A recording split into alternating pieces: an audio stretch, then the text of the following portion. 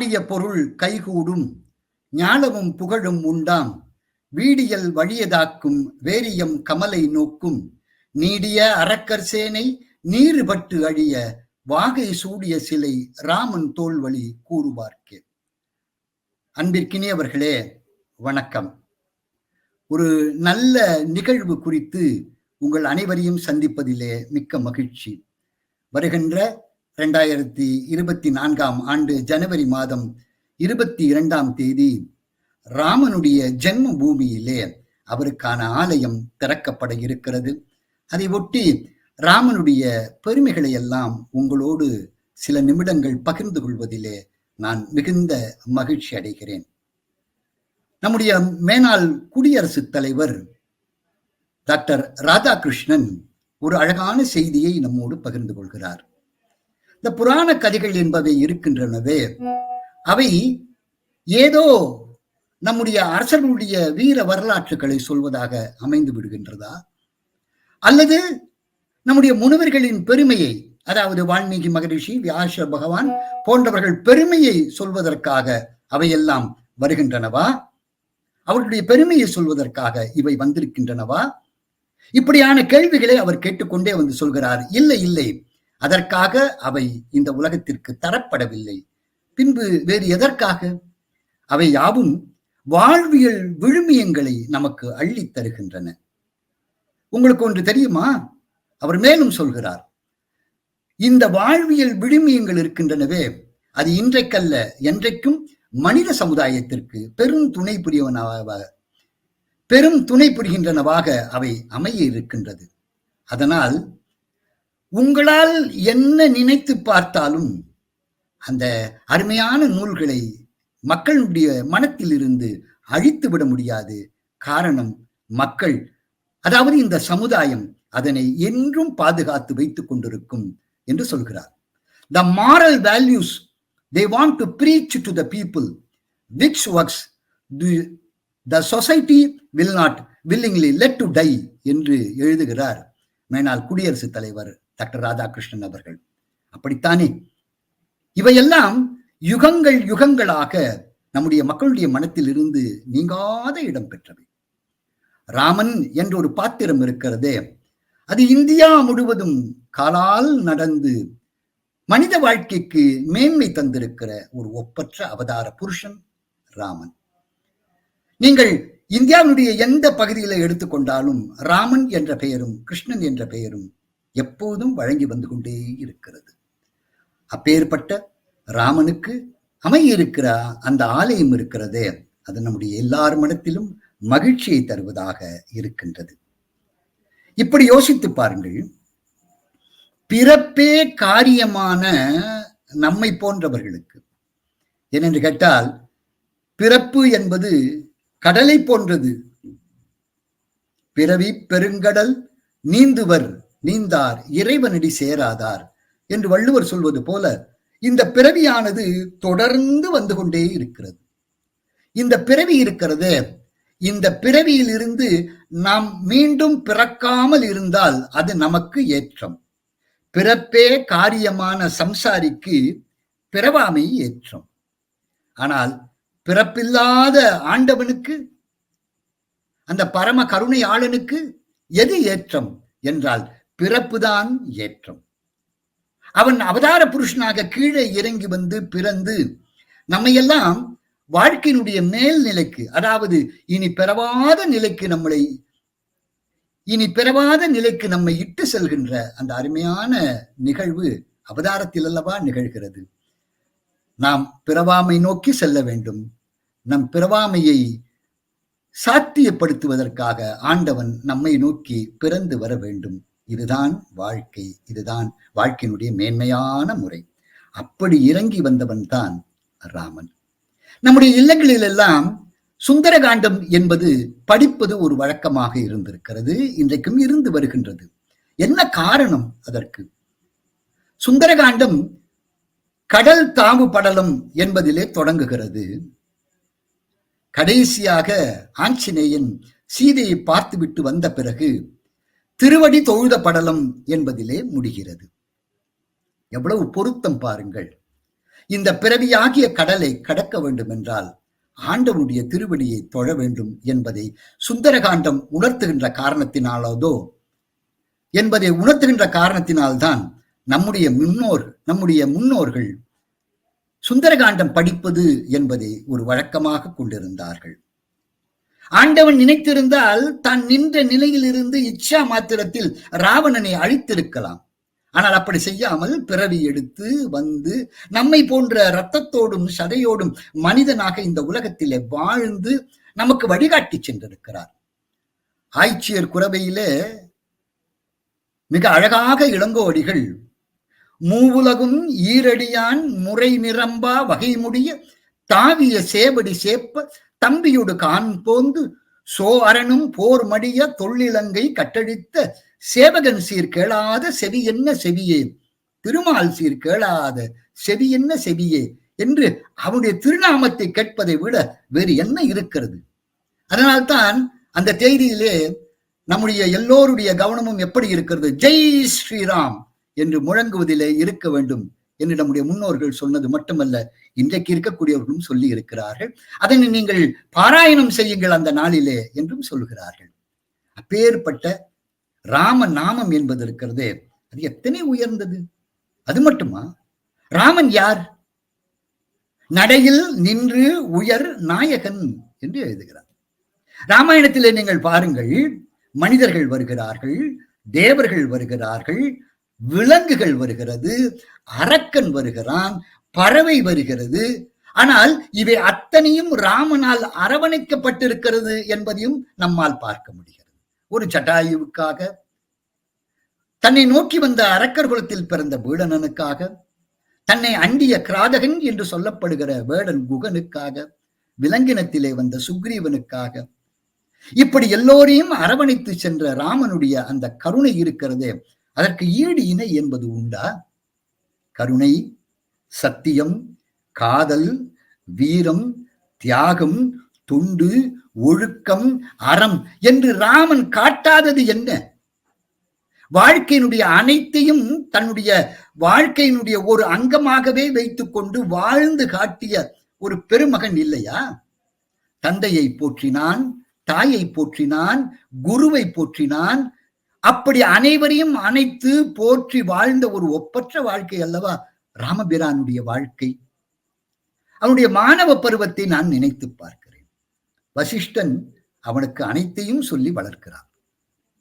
அந்த வசிஷ்டர் இடத்திலே படித்த ராமன் எப்படிப்பட்ட மாணவனாக திகழ்ந்தான் என்பதை நாம் நினைத்து பார்க்க வேண்டும். காட்டிற்கு தான் செய்யும் வேள்விக்காக அழைத்து போவதற்காக விஸ்வாமித்திரர் வருகிறார்.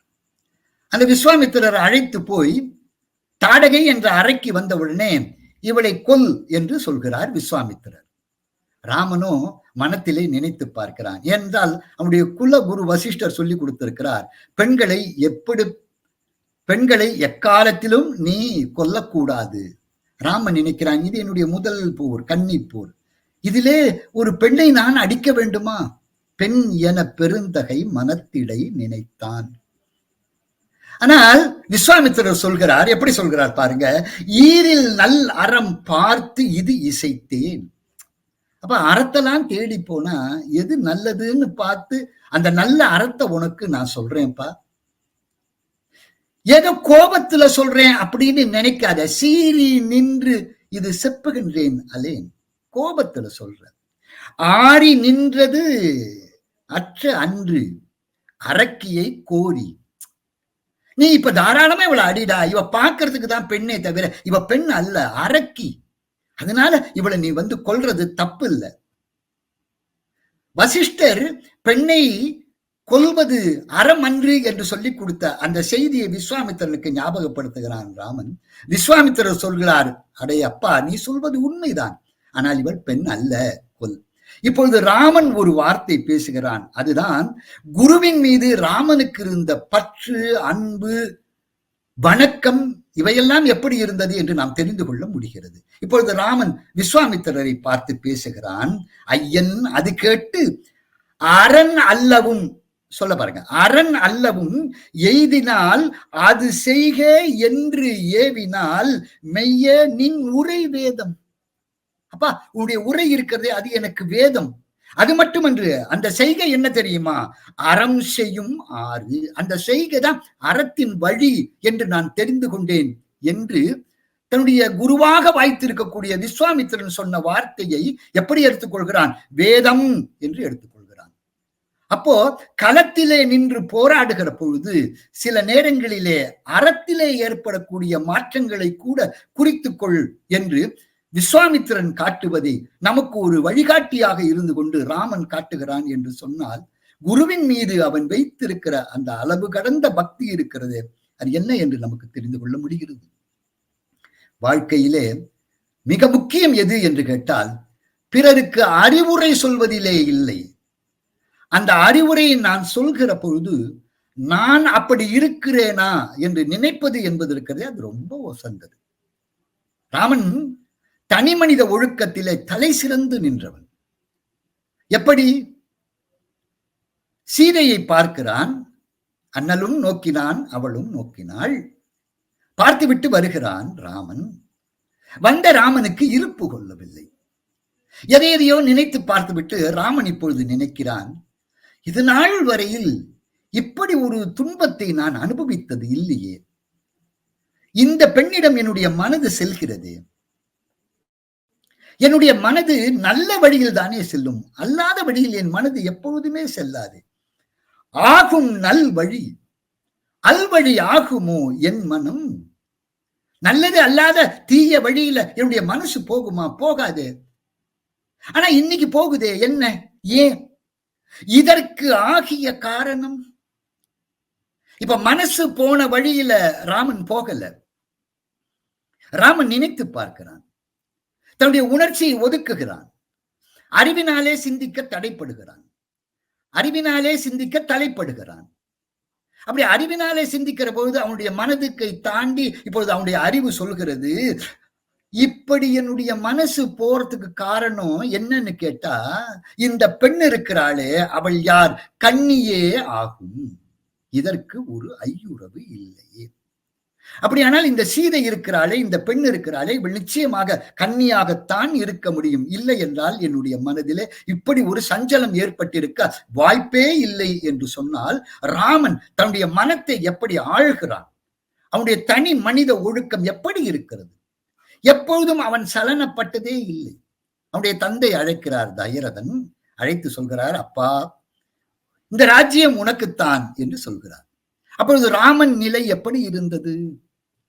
தாதை அப்பரிசு உரை செய்ய தாமரை கண்ணன் காதல் உற்றிலன். உனக்குதான் ராஜ்யம்னு ராமனுக்கு ரொம்ப விருப்பம். ஆஹா, நமக்குதான் ராஜ்யம் அப்படின்னு சந்தோஷம். அதுதான் கேட்டா காதல் உற்றிலன். அதற்காக இகழ்ந்திலன். என்னப்பா இந்த ராஜ்யம், என்னப்பா அப்படின்னு சொல்லல. அப்ப இதை வேற என்னன்னு நினைச்சான்னா, கடன் இது என கொண்டான். இது என்னுடைய கடமை, இந்த கடமையை நான் சரியான முறையிலே ஆற்ற வேண்டும் என்று கொண்டான். அப்ப மனசுல சலனம் இல்லாமல் இருக்கிறான் ராமன். அது மட்டுமா? அன்றைக்கே அவளுடைய தாய் அழைத்து சொல்கிறாள், அப்பா ராமா, இந்த நாட்டை பரதன் ஆளப் போகிறான், உன் தம்பி பரதன் ஆளப் போகிறான். நீ 14 ஆண்டுகள் காட்டிற்கு சென்று தவம் ஏற்றி விட்டு வா என்று சொன்ன போது ராமன் எப்படி இருந்தான் என்று கம்பன் சொல்கிறான். இப்பொழுது எம்மனோரால் இயம்புதற்கு எளிதே, யாரும் அச்செப்பரும் குணத்து ராமன் திருமுக செவ்வின், யாரும் அச்செப்பரும் குணத்து ராமன் திருமுக செவ்வி நோக்கின் ஒப்பதே முன்பு பின்பு அவ்வாசகம் உணரக் கேட்ட அப்பொழுது அலர்ந்த செந்தாமரையினை வென்றதம்மா என்று ராமன் பேசுகிறார். அப்ப ராமனுடைய அந்த எண்ணம் இருக்கிறதே, அந்த முகம் இருக்கிறதே, உனக்கு ராஜ்யம் என்று சொன்ன போதும் ஆகா என்று குதிக்கவில்லை, உனக்கு ராஜ்யம் இல்லை என்று சொன்ன போதும் ஐயோ என்று வருத்தப்படவில்லை, உன் தம்பிக்கு பரதனுக்கு ராஜ்யம் என்று சொன்ன போதோ மும்மடங்கு பொலிந்தது என்று சொன்னார். ராமனுடைய அந்த தனி மனித ஒழுக்கம் எண்ணம் இருக்கிறது, அவன் மன தூய்மை இருக்கிறது, அதற்கு ஈடு இணை உண்டா? அதனால்தான் கம்பன் நடையில் நின்று உயர் நாயகன், ஒழுக்கத்தில் சிறந்து விளங்குகிறவன் ராமன் என்று அவனை பெருமையாக பேசுகிறார்கள். அப்பேற்பட்ட ராமன் ஜட்டாயு ஒரு பறவை, அந்த பறவையை தன்னுடைய தந்தையாகவே வரித்துக் கொண்டவன். ஆனால் அந்த பறவை சீதையை கவர்ந்து சென்றான் ராவணன் என்று தெரிந்து அவனோடு போரிட்டு குற்றுயிராக கிடக்கிற பொழுது ஜட்டாயுவை பார்த்து ராமன் பேசுகிறான். அப்படி பேசுகின்ற காலத்திலே ஜட்டாயு சீதையை ராவணன் கவர்ந்து சென்றான் என்று சொல்லிய பிறகு தன்னுடைய இன்னுயிரை இந்த உலகத்தை விட்டு அழைத்துக் கொள்ளப்படுகிறது. ஜட்டாயுவின் உயிர் பிரிகிறது.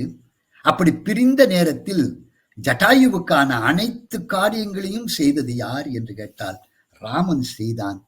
அதைத்தான் ஜட்டாயு யார் என்று கேட்டால் தன் உயிர் புகழுக்கு விற்ற ஜட்டாயு. ஒரு பறவை என்று கூட கருதாது அந்த பறவைக்கு நாம் எல்லாம் மனிதர்களுக்கு செய்கிற இறுதி காரியங்கள் அனைத்தையும் செய்தவன் ராமன் என்றால் அவனிடத்திலே உயிர் என்ற ஒன்றுதான் இருந்ததே தவிர உயிரிலே மனிதன், தேவன், பறவைகள், விலங்குகள் என்ற ஏற்றத்தாழ்வுகளே இல்லாமல் அனைத்தையும் ஒன்றென்று கருதியவன் ராமன். எல்லோரையும் தன்னுடைய தம்பியாக ஏற்றுக்கொள்கிறான். குகனை ஏற்றுக்கொள்கிறான், சுக்ரீவனை ஏற்றுக்கொள்கிறான், வீடனனை ஏற்றுக்கொள்கிறான். எல்லோரையும் தன்னுடைய சகோதரர்களாக ஏற்றுக்கொண்டான். அதனால்தான் அவனுடைய பெருமையை உலகம் பேசுகிற போது ராமன் சகோதரத்துவத்துக்கு ஒரு சிறந்த எடுத்துக்காட்டு என்று சொல்கிறார்கள். நான் இப்படி சொல்லி நிறைவு செய்யலாம் என்று கருதுகிறேன். பட்டர் என்று ஒரு ஆச்சாரியர், அவரிடத்திலே கேட்கிறார்கள், எங்களுக்கு ஏதேனும் நல்லது சொல்லுங்கள். அவர் சொல்கிறார், கடற்கரையை நினைத்திருங்கள் என்று சொன்னார். அந்த கடற்கரை வெளியே எப்போதும் நினைத்திருங்கள். சீடர்கள் கேட்டார்கள், எங்களுக்கு புரியவில்லையே. சேது பந்தனம் நடக்கிறது. இலங்கை செல்வதற்காக கடலிலே அணை கட்டுகிறார்கள். அந்த அணை கட்டுகிற பொழுது கல்லெல்லாம் தூக்கி அந்த கடல்ல போட்டு எல்லாம் பண்ணி வைத்திருக்கிறார்கள். அப்படி வைத்திருக்கிற பொழுது மாலை நேரம் வேலை செய்வதிலிருந்து சற்று ஓய்வு எடுத்துக் கொள்வோம் என்று ராமன், சுக்ரீவன், வீடனன் எல்லோரும் அமர்ந்திருக்கிறார்கள். இந்த குரங்கு கூட்டங்கள் என்ன செய்கிறது, அரக்கர்களினாலே ராமனுக்கு ஏதாவது தொந்தரவு வந்து விட்டால் என்ன செய்வது என்று ராமனை பாதுகாக்க வேண்டும் என்பதற்காக சுத்தி சுத்தி வருகிறதாம். ஒரு நேரத்திலே களைப்பு மிகுதியினாலே அத்தனை குரங்குகளும் தூங்கிவிட்டன. எல்லோரும் தூங்கிவிட்டார்கள். இப்பொழுது நிகழ்ந்தது என்ன? பொங்கி பறந்த பெரும் சேனை புறத்தும் அகத்தும் புடை சுற்ற. ஆனா இப்படி சுற்றி வந்தது அத்தனை பேரும் தூங்கியாச்சு. என்னடா ஆச்சுன்னு கேட்டா, இவை அத்தனை பேரும் மார்பிலே கை வைத்துக் கொண்டு நிம்மதியாக தூங்குகின்றன. ஆனால் ராமனு இரவு முழுவதும் தூங்காமல் அரக்கர்களால் இந்த விலங்குகளுக்கு, இந்த குரங்குகளுக்கு, தனக்காக போரிட வந்த இந்த ஆன்மாக்களுக்கு ஒரு தொந்தரவு வந்துவிடக் கூடாதே, ஒரு துன்பம் வந்துவிடக் கூடாதே என்பதற்காக அவர்கள் அத்தனையும் காத்து நின்றான். இரவு முழுவதும் தூங்காமல் ராமன் காத்து நின்றான் என்று சொன்னால் பட்டர் சொல்கிறார், கவலையே படாதீர்கள், நீங்கள் உங்கள் மார்பிலே கை வைத்து உறங்குங்கள், உங்களை காப்பதற்காக ராமன் இருக்கிறான் என்று சொன்னால் ராமபிரானுடைய அந்த பரம கருணைக்கு ஈடு இணை ஏது? அப்பேற்பட்ட ராமபிரானுக்கு இன்றைக்கு ஆலயம் ஒன்று எழும்பி நம் வாழ்க்கையினுடைய இனிய நிகழ்வாக நிகழ இருக்கிறது. நான் இப்படி சொல்லலாம், சுக்ரீவன் ராமனை பார்த்து ஒரு அருமையான வார்த்தை சொல்கிறான். அப்பா, நீ யார் தெரியுமா? அமரராம். அந்த அமரர்கள் இருக்கிறார்களே, அவர்களுக்கெல்லாம் தேவன். தேரினன் அமரர்க்கெல்லாம் தேவராம் தேவர் அன்றே. நீ யாரு? மாறி இப்பிறப்பில் வந்தாய் மானிடர் ஆகி மன்னோ. ஆறுகொள் சடிலத்தானும் அயனும் என்று இவர்கள் ஆதி வேறுள்ள குழுவை எல்லாம் மானுடம் வென்றதம்மா. ராமா, நீ மனிதனாக பிறவி எடுத்து ஒரு மனித வாழ்க்கை என்பது எப்படி இருக்க வேண்டும்? மானிடத்தினுடைய வெற்றி எங்கே இருக்கிறது? அந்த மானிடத்தின் வெற்றி உன்னுடைய வாழ்க்கையில் அல்லவா எங்களுக்காக நீ வாழ்ந்து நடந்து வழிகாட்டி இருக்கிறாய் என்று சொல்ல போது, என்று நினைக்கிற பொழுது, மானுடத்தின் வெற்றி ராமனுடைய வாழ்க்கை. அந்த வாழ்க்கையை யார் பின்தொடர்ந்து செல்கிறார்களோ அவர்களும் வாழ்வில் வெற்றி அடைகிறார்கள், பெருமை பெறுகிறார்கள். அத்தகைய ராமன் என்றும் நின்று பரம்பொருளாய் இல்லை இல்லை தம்பியாய், இல்லை இல்லை அண்ணனாய், இல்லை ஒரு ஆசானாய், அப்படி மட்டுமா? ஒரு குழந்தையாய், ஒரு தகப்பனாய், ஒரு கணவனாய் என்றைக்கும் நாம் நிறைவான வாழ்க்கை வாழ்வதற்கு வழிகாட்டுகிறான். அறத்தின் நாயகன் ராமன். அவன் வில்லாக இருந்தாலும் அறம்தான். அவன் வாயிலிருந்து வெளிப்படுகிற சொல்லாக இருந்தாலும் அறம்தான். அவன் வாழ்ந்து காட்டிய இனிய இல்லறமாக இருந்தாலும் அறம்தான். ராமனுக்கு எல்லாம் அறம். அந்த அறத்தின் நாயகனை போற்றுவோம். நாமும் வாழ்வில் உயருவோம். அனைவருக்கும் நன்றி. வணக்கம். ஜெய் ஸ்ரீராம்.